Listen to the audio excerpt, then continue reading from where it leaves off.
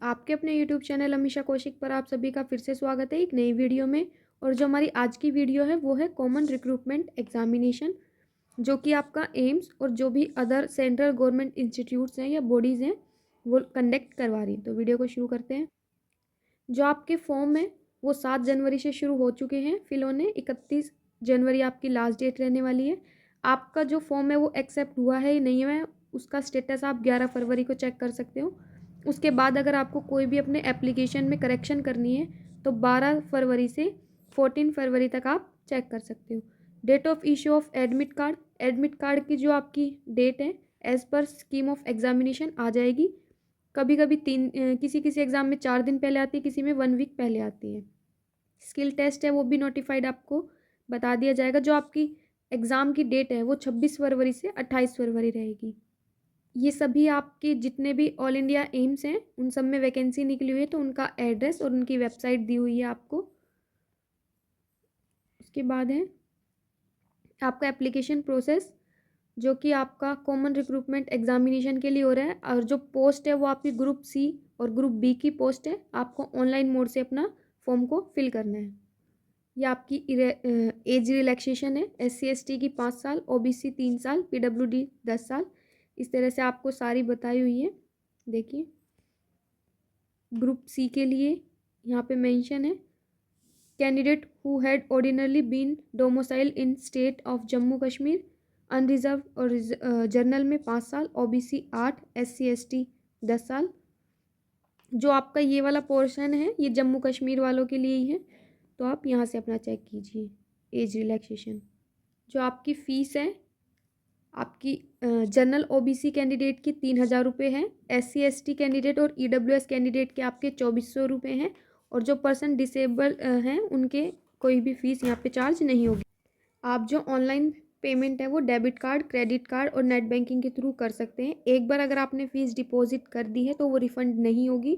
अगर आपने form fill कर दिया है और आप उस पोस्ट के लिए एलिजिबल ही नहीं थे, आपको जो स्टेटस आया उसमें रिजेक्शन आई है, तो भी आपकी फ़ीस रिफ़ंड नहीं की जाएगी। और जो भी SC ST कैंडिडेट हैं उनकी जो एग्ज़ाम की फ़ीस है वो रिफ़ंड कर दी जाएगी जिस भी अकाउंट से आप कटवाओगे, after the declaration of result in due course of time. ठीक है। जो आपका डेट ऑफ एग्जामिनेशन है कंप्यूटर बेस्ड टेस्ट होगा, जो कि आपका 26 से 28 फरवरी के बीच में कंडक्ट कराया जाएगा। और एम्स के पास राइट है कि या तो वो कंप्यूटर बेस्ड ले सकता है या फिर रिटन टेस्ट ले सकता है। जो भी होगा आपको 10 दिन पहले एडवांस नोटिस में डेट और मोड ऑफ एग्जामिनेशन बता दिया जाएगा। जो भी स्टेट और यूटीज़ है इंडिया की, एम्स के पास राइट है कि वो किसी भी सिटी को अलॉट कर सकता है, लेकिन आप जब भी स्टेट चूज़ करेंगे आपका वहीं पे एग्ज़ाम लिया जाएगा। अगर आप 5 मतलब जो भी फॉर्म अप्लाई करते हैं अगर वो लेस देन 500 रहा ग्रुप के हिसाब से, तो आपका जो एग्ज़ाम है वो सेपरेटली कंडक्ट कराया जाएगा। उसके अलावा दिल्ली NCR में जो भी आपने अगर दिल्ली से अप्लाई कर रहे हो तो आपने जहाँ भी जो भी स्टेट को चूज़ किया था वहाँ पे आपका एग्ज़ाम होगा। और 10 दिन पहले आपको एडवांस में बता दिया जाएगा कि आपका एग्ज़ाम कौन सी सिटी में है, कहाँ पे है। प्रॉपर जो स्कूल या कोई भी सेंटर है उसका नाम आपको जब भी आपका एडमिट कार्ड आएगा तभी पता चलेगा।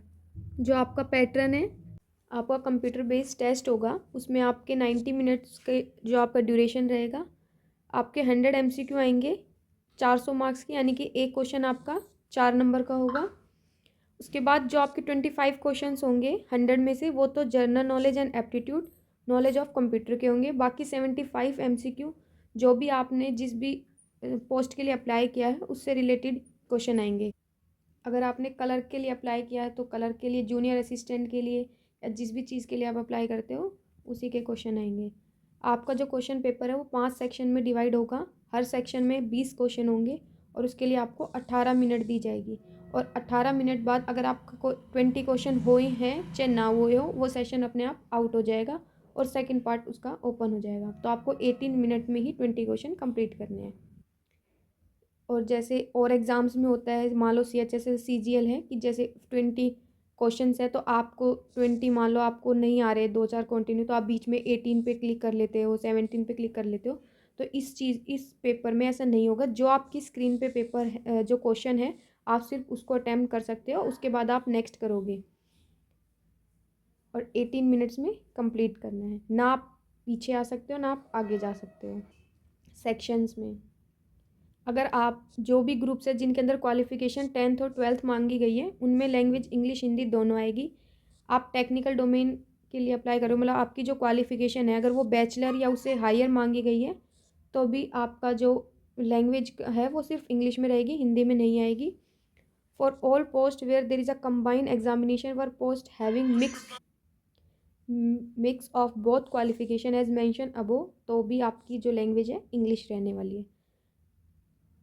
AIIMS final with regard to medium of examination, no request to change in medium, आपका जो मीडियम है वो चेंज नहीं होगा।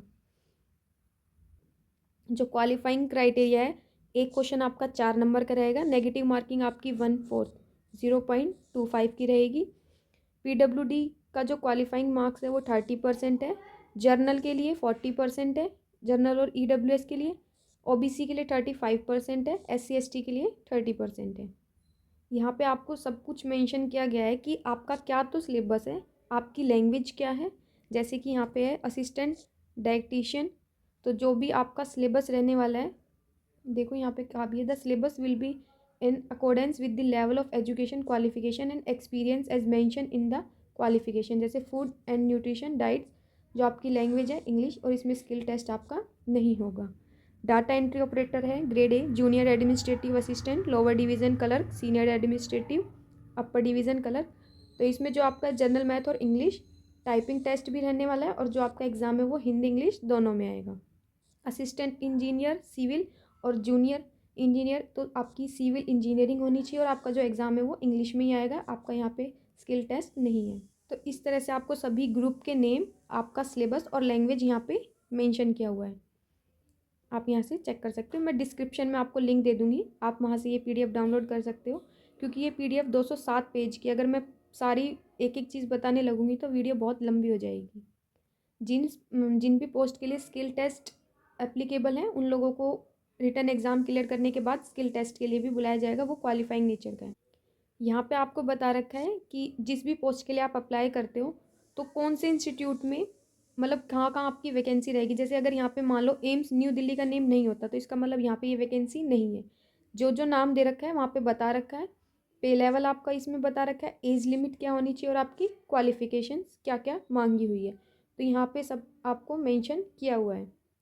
जैसे यहाँ पे डाटा एंट्री ऑपरेटर की है तो एम्स जोधपुर में 18 से 27 साल आपकी एज होनी चाहिए, +2 पास किया हो आपने, और आपका जो टाइपिंग है वो अच्छी भी होनी चाहिए। यहाँ पे मेंशन भी किया हुआ है क्या क्राइटेरिया है उसका। AIIMS Patna, AIIMS AIIMS Patna, AIIMS Raipur, AIIMS Bathinda, तो ये इसकी सब हर पोस्ट के लिए आपको यहाँ पे ऐसे मेंशन किया हुआ है। पे लेवल आपका 4 है। मेन चीज़ मैंने आपको बता दी है। आपके फॉर्म 7 तारीख से शुरू हो चुके हैं, लास्ट डेट आपकी 31 रहने वाली है। आपका एग्ज़ाम 26 से 28 के बीच में होगा। जिस भी पोस्ट के लिए आप अप्लाई करते हो वहाँ से आप अपनी क्वालिफ़िकेशंस को चेक कर सकते हो। नॉर्मल जो इसमें क्वालिफ़िकेशन है जो सबसे कम है वो 10th मांगी हुई है, बाकी आपने मास्टर्स किया हुआ है तो भी आप एलिजिबल हो इसमें अप्लाई करने के लिए। मैंने आपको एग्ज़ाम पैटर्न वगैरह सब कुछ बता दिया है। फिर भी आपकी कोई क्वेरी होती है तो आप मुझे कमेंट बॉक्स में कमेंट कर सकते हो। और आज की वीडियो में इतना ही।